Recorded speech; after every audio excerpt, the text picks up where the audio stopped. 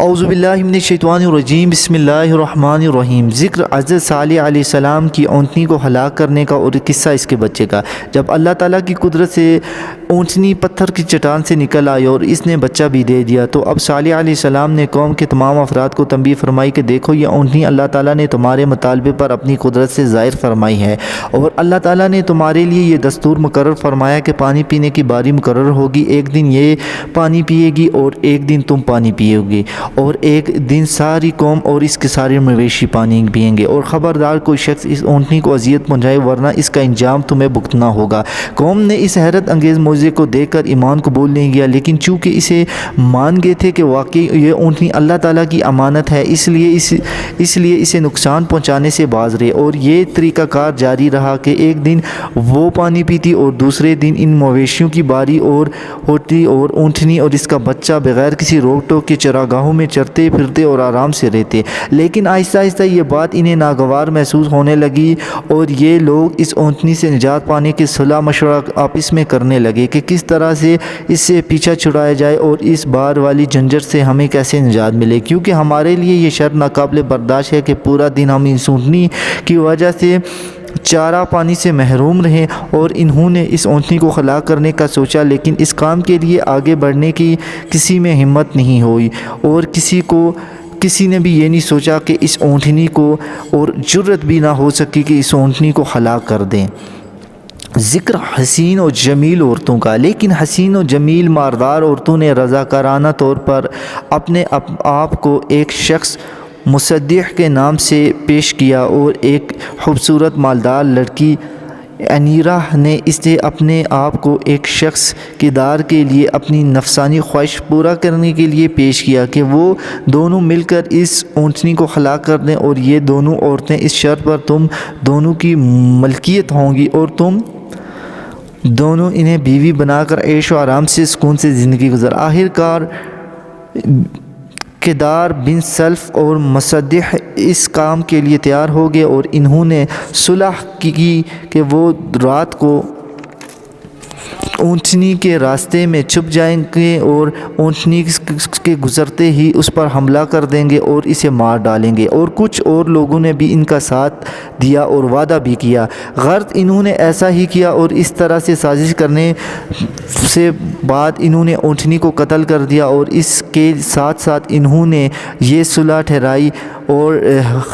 خفیہ طور پر آپس میں یہ طے کیا کہ رات کو ہم لوگ ایک دم سے حملہ کر کے حضرت صالح علیہ السلام اور ان کے اہل و عیال کو بھی قتل کر دیں گے، اور ان کی قوم کو، قبیلے کے لوگوں کو قسمیں کھا کر یہ یقین دلائیں گے کہ یہ ہمارا کام نہیں ہے، اور اس طرح سے انہیں مطمئن کر دیں گے۔ اور اونٹنی کے ہلاک ہوتے ہی اس کا بچہ چیختا چلاتا پہاڑ پر چڑھ گیا اور پہاڑی کے اندر غائب ہو گیا۔ حضرت ہود علیہ السلام کو جب اونٹنی کی ہلاکت کا معلوم ہوا اور ان کی خفیہ سازی سے آگاہ ہوئے، تو حسرت و افسوس کے ساتھ قوم سے خطاب کرتے ہوئے فرمایا کہ آخر کار وہی ہوا جس کا ڈر تھا، جس کا مجھے اندیشہ تھا، اور اب خدا کے عذاب کے منتظر رہو جو 3 دن کے بعد تم سب کو تباہ کر دے گا۔ اور پھر بجلی کی چمک، کڑک اور عذاب ان پر آ گیا، جس کے ساتھ زلزلہ اور تھرتھراہٹ شدید پیدا ہوئی، اور وہ لوگ ایک رات میں خوف و دہشت سے تباہ و برباد ہو گئے، اور اگلی صبح تک کوئی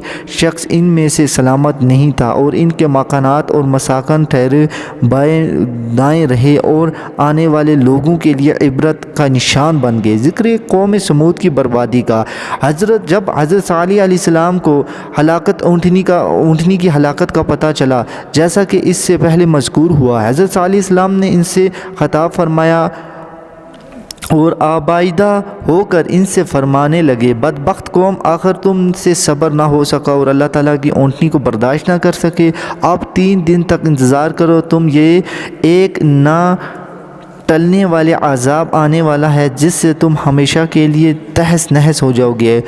علاقہ اوسی رحمہ اللہ نے تفسیر رحمانی میں لکھا ہے کہ قوم سمود پر عذاب آنے کی نشانیاں اس دن سے ظاہر ہونا شروع ہوگی، اور پہلی روز ان سب کے چہرے زرد پڑ گئے جیسا کہ خوف کی حالت میں عام طور پر ہوتا، اور دوسرے دن ان کے چہرے سرخ ہو گئے اور یہ خوف کا دوسرا درجہ، اور تیسرے دن ان بدبختوں کے چہرے سیاہ ہو گئے اور ان پر تاریکی اور نحوست چھا گئی، اور یہ خوف اور دہشت کا تیسرا درجہ ہے، جس کے بعد موت ہی درجہ رکھتی ہے جو انہیں اپنے لپیٹ میں لے لیتی ہے۔ اور ان کیفیتوں سے یہ صاف پتہ چل رہا تھا کہ انہیں حضرت صالح علیہ السلام کا سچا ہونے کا پورا یقین ہے، اور اس طرح سے وہ 3 دن تک مر کر جی کر موت سے ہمکار ہو گئے، اور بہرحال 3 دن کے بعد ہولناک عذاب آ پہنچا، اور ایک بھیانک آواز اور کڑکدار آواز ہر شخص کو اسی حالت میں ہلاک کر دے جس حالت میں وہ تھا۔ اسی کرکراہٹ آواز کے بارے میں قرآن کریم نے کس جگہ صاعقہ و کڑک و دار بجلی، اور کسی جگہ رفاجہ زلزلہ پیدا کرنے والی بجلی، اور کسی جگہ تعینہ دہشت ناک، اور کسی جگہ صحیفہ فرمایا ہے، اور تمام چیزیں ایک ہی حقیقت کے کئی روپ ہیں تاکہ لوگوں کو پتہ چل سکے کہ اللہ تعالیٰ کے اس عذاب کی ہولناکیاں کتنی گنگناہٹ والی تھی۔ ذرا تم ایک ایسی کوندھے والی بجلی کو تصور میں لے آؤ جو بار بار دہشت و خطرناک طریقے سے چمکتی اور گرجتی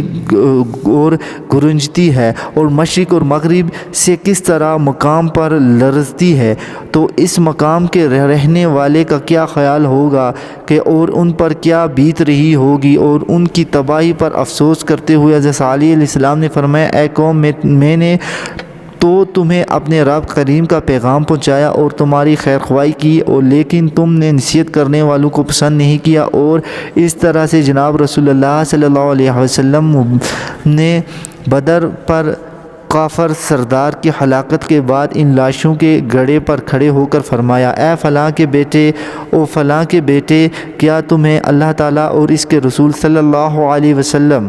کی اطاعت پسند نہیں آئے؟ بلا شبہ ہم نے وہ سب کچھ پا لیا جو ہمارے رب نے ہم سے وعدہ کیا تھا، تو کیا تم نے بھی وہ پا لیا جو تمہارے ربوں نے تم سے وعدے کیے تھے؟ مشرکوں نے اس قسم کا خطاب کرنا حضرت انبیاء علیہ السلام کی خصوصیت اور انہی کی شان ہے کہ اللہ تعالیٰ نے ان کا کلام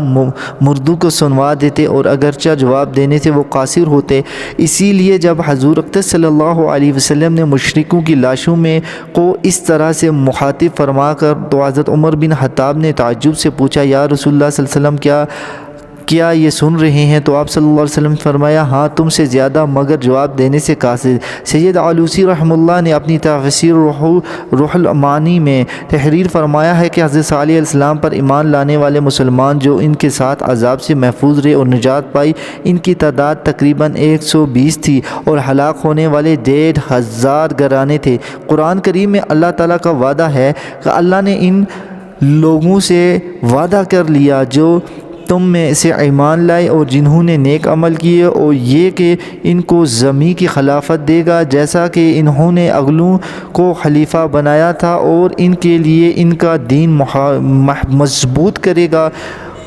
جو اس نے اس کے لیے پسند کیا ہے،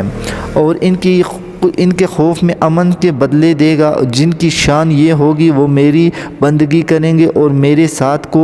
کسی کو شریک نہیں ٹھہرائیں گے۔ ان آیت کریمہ سے یہ معلوم ہوتا ہے حکومت دولت کا وعدہ انہی کے ساتھ ہوتا ہے جو مومن بھی ہیں، اور اللہ تعالیٰ احکام پر عمل کرنے والوں کاروں میں بھی شامل ہوتے ہیں، تو ضرور اللہ تعالیٰ کا فضل و کرم ان کے